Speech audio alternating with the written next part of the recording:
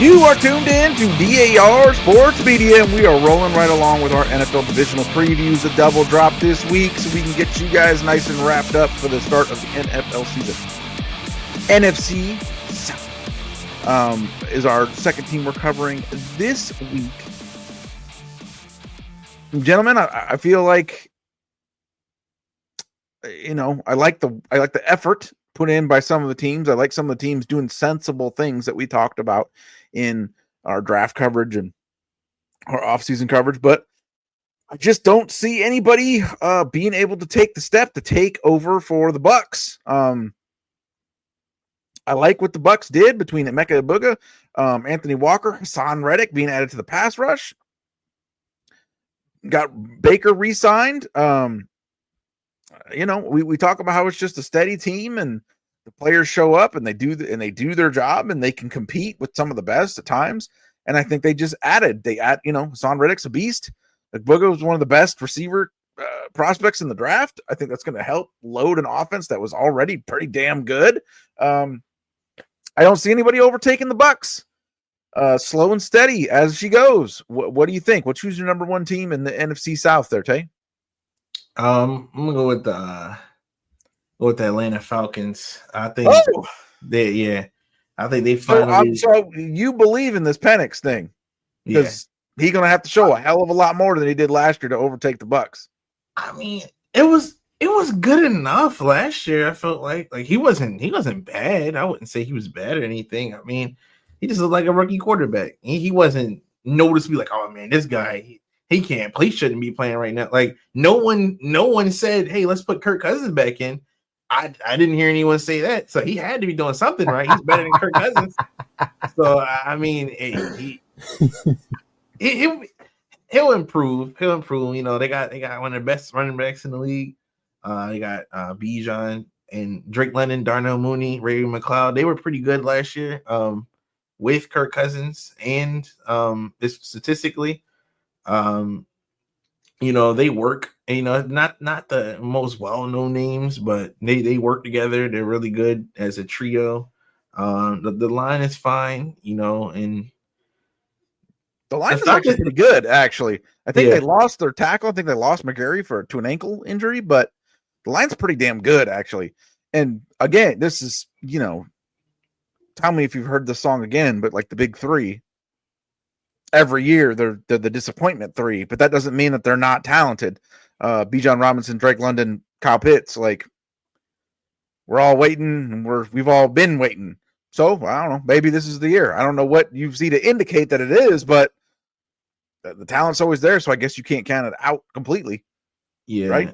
Yeah. I mean, like they in defense, I feel like if you watch Falcons, they haven't had a pass rusher since Vic forever. Beasley. Yeah. It's been a while. So they get James Pierce and then linebacker they get Jalen Walker. I mean, they had 2 first. So got Xavier Watts late. I love their draft. The defense is going to be like there's not a position group I look at and like, yeah, they need just one more guy. They're really good. Listen to this. Listen to this list. Devon Diablo, dog. Leonard Floyd, dog. Morgan Fox, dog. James Pierce, dog. Too much of one. Dropped him in the draft. Jalen Walker, dog. Xavier Watts, double dog. So I don't know if it's going to be this year, but yes, they added a lot of nasty operators to that defense for sure. Exactly. Okay, so he got him overtaken. The Tampa Bay Buccaneers. Who do you have as your top team there, Lee Harvey? I agree with Tay. I take the Falcons as well. Not only the young additions through the draft defensively, but they still got Jesse Bates, still got AJ Terrell, and one of the best corners in the league. Yeah, very underrated because it's just not not a lot of shine gets put on the Falcons. But AJ Terrell's top 5 corner in the league, so yeah. That and people barely throw it in his direction. Also, Penix did say he's going to feed Kyle Pitts a lot. I mean, I hope so. Is this the year that finally. I just talked on the last episode we did about how Trevor Lawrence, I got him in the 15th round. Guess who I got in the 16th round over and over and over again? Kyle Pitts. Willing to take that fucking flyer too. Maybe this is the year. Yeah, man. And yeah, that's my question. Like, is Penix really going to come through? Not only feed Drake London as one of the best receivers in the league, is he going to feed Kyle Pitts to the point where he don't have random one catch games like he does every other week during the season? So is that, you didn't really give your pick, so are you picking the Falcons to go over the Bucks, or who do you got? You are okay. Falcons are going over the Bucks 2 against 1. There we go. Okay, so who do you guys have in the 3 slot then? Do we got the Panthers? I like, same thing we said last year. I like a lot of the effort that they put in. Added a ton of names. Added a ton of names in need positions. Took Teteroa McMillan. Love that for them. Nick Scorton, love that pick too. Bobby Brown III coming in. I like a lot of stuff they did. It's really going to hinge right on if Bryce Young takes that next step. What do you guys think? Or do you guys have the Saints? The Saints are going to be dog shit. Oh my god! Oh, we got the Panthers in 3 at 3. Yeah, Saints might be number 1 picking the draft. Knowing them, they're gonna mess that up. It's gonna be the last week of the season, and then they're gonna have like a chance to lose, and they're gonna win and get like the 4th pick or something like that. I don't know. They named Rattler as the starter, so they're already making the right moves to make sure that number 1 pick happens. How the fuck do you pick Tyler Shuck over, Shador, and then I fucking started him. What the fuck are you doing? God damn. Okay, so the Panthers. What do you like about the Panthers, Tay? I like their offense. Now this team isn't going to be good on defense. The defense is going to be terrible. In my opinion, I think they're going to need the free agency coming up. They're going to need the draft. They're going to need a lot of help. I don't see the defense being there. I think they're just really worried about. They focus on offense. I would do the same thing if I was the GM. Like, Bryce Young, you got a number 1 overall pick, not just a number 1 overall pick, but somebody who was a first round draft pick multiple times for you because you traded all that shit to get him. So you better do what you need to do to develop him first before you do anything the fuck else. So they put a bunch of money into their O-line. Receiver, they went round 1 for receiver back-to-back years. They even double dipped in receiver back-to-back years. Like they traded Thielen away. I like that, get a little younger. His services weren't needed anymore. So yeah, love the Panthers offense. It should be good for Bryce Young. That was the whole point. That's probably why they loaded it up. But defense is gonna be terrible. It's just not there yet. Like they still really haven't replaced Brian Burns yet. I don't think they have that alpha. I mean, we'll see, but I don't know. I think next year they need to go heavy, like basically all defense next year, and then they might be a good team. But as of right now, this season is just like, is our offense good? And then if you find out your offense is good, then you can start to get the defense going. But if the offense is bad, you might have to get a new quarterback. Who knows? But I think the offense will be good though. Like if I had to guess, I think Bryce Young's here to stay. I liked what he showed at the end of the year, definitely, and I like what they've done to help him coming into this season. All right, MVP of the NFC South, Rookie of the Year of the NFC South. Tay, what do you got? MVP. I'm gonna go with Bryce Young. I think Bryce Young can get them out of a lot of games. Like they were very competitive last year. Like I can see the Pacers getting I said Pacers. The Panthers getting 8 wins. Oh wow, that's pretty high, man. They're gonna win. They're gonna win some games. They're gonna beat some teams they shouldn't beat. They're probably gonna lose to the Saints or something. They're gonna lose to a team they shouldn't lose to. But the Panthers will be like their season's gonna be a roller coaster. So I can see them winning 8 games. I see that in their offense. Like I think they can definitely do that. I feel like so. Rookie of the year. Oh, definitely T-Mac. I mean, it would just go hand in hand. Yeah. It's just gonna go hand in hand with Bryce Young as like the division MVP. I think he's really good. They took him in the top 10. They didn't listen to the noise, like, oh, don't draft him. Mock drafts had him going in the 20s and stuff. Like they did the right thing. They needed it. Their receiver room was terrible last year. They're relying on Adam Thielen, who's not on the roster anymore. So completely revamped it. They doubled it, like I said, back-to-back years and received. The Panthers know their problem. The Panthers are starting to turn things around. They know the issues, they see the issues, and they're fixing the issues. And they aggressively attack them. That's why we always give props to them every year, man. Like that's what you're supposed to do. They have the number one. They have the most money invested in the offensive line in the league. Exactly. It still ain't great, but you can't say they're not fucking trying. So yeah. Right. So I like what they're doing. Lee Harvey, MVP of the NFC South, Rookie of the Year, the MVP South. MVP of the AFC South, Bijan Robinson. Yeah, that was going to be my pick. And Rookie. How many yards is he going to get? This ain't whoa. This ain't Eric's aspirations. It's Tay's takes. Don't try to back me into a corner like that. He said, "What? You said Bijan for MVP? Yes. Yeah. How many yards is he gonna get? Did he not get 1,400 last year? He did. But is that MVP or is that like expect? Like he has to be better than that.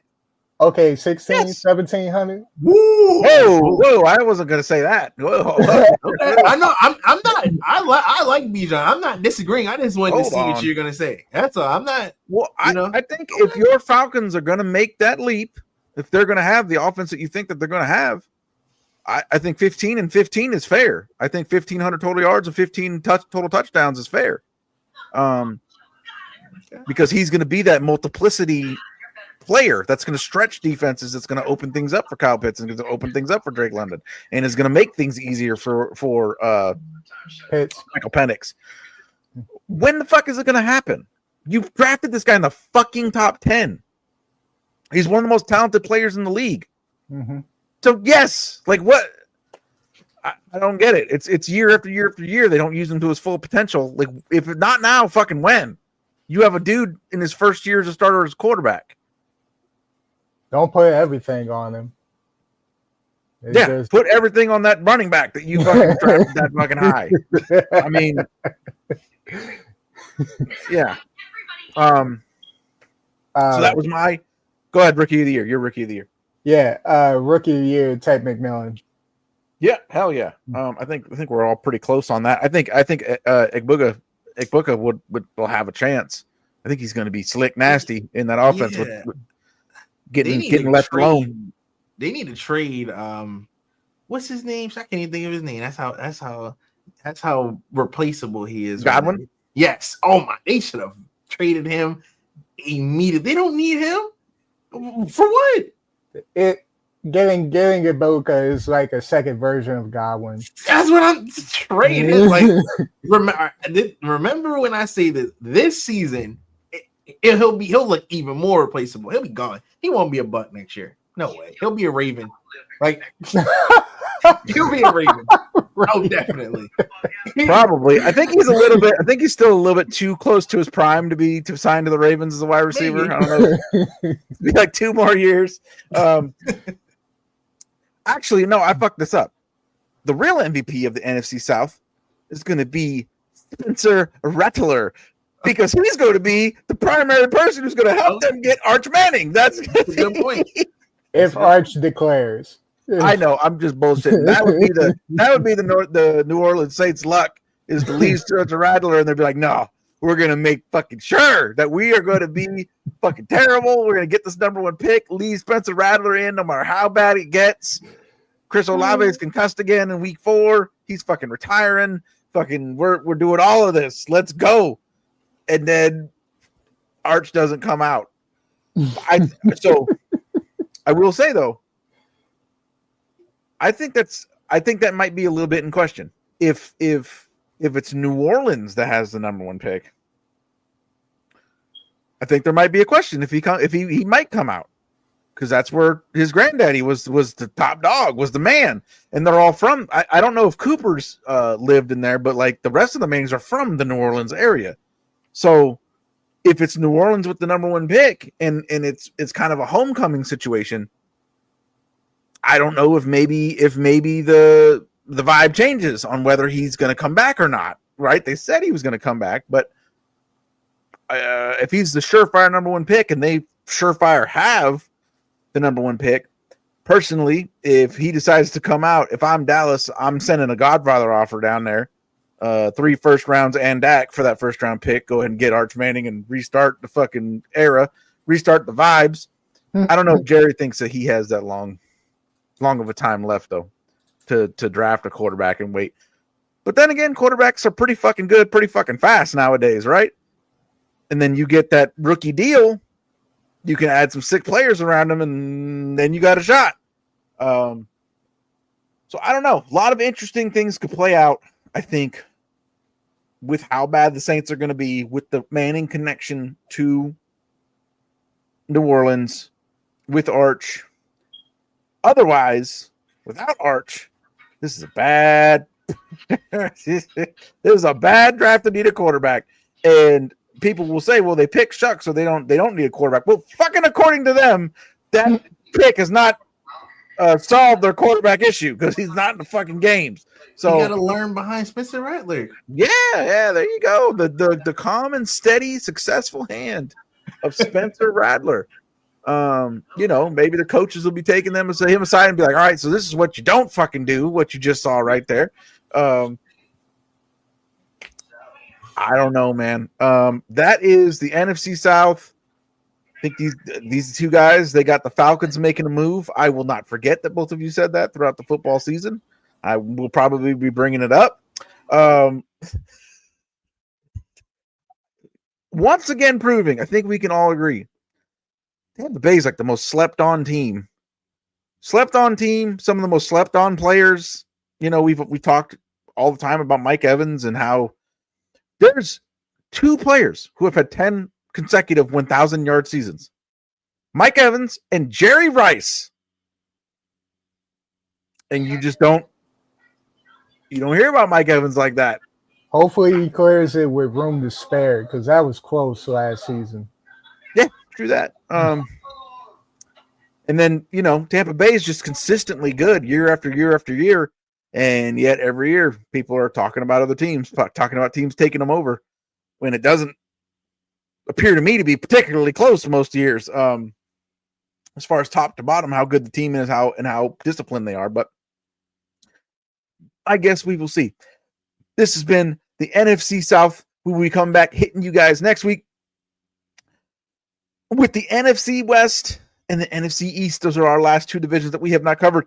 We will be in there with you guys. We got all the other divisional previews posted on the page. Me and True, of course, with a week in wrestling, some real controversial topics a couple weeks ago.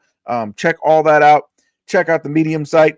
The Medium site does way bigger numbers than these pods do, so I cannot imagine you were listening to this pod without having already checked out the Medium site. But if you haven't, check it out. We're breaking new viewership records on the Medium site. True and the crew's writing, breaking new viewership records every single month. They are crushing it. These are the guys, and we're everywhere doing everything because this is DAR, and the world of DAR never stops.